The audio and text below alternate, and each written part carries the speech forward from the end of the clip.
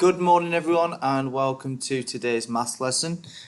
This lesson we are going to be thinking about everything we've learnt this week, and we're looking at we've looked at recognizing equal groups, making equal groups, adding, we've looked at and been introduced to the multiplication sign.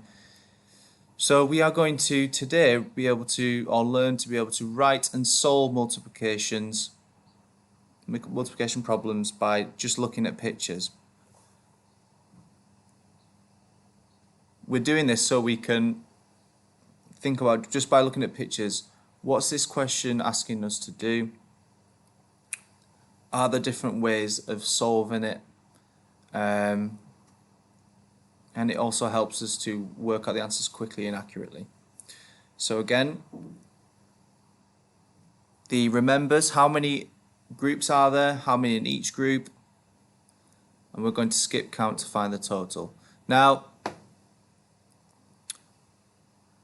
with this, as mentioned in the previous lesson, the groups aren't always going to be clear for you. Some of the questions are going to actually make you sort a big group of counters, for example, into equal groups. Okay, so that's one thing that we need to remember when looking at the questions today.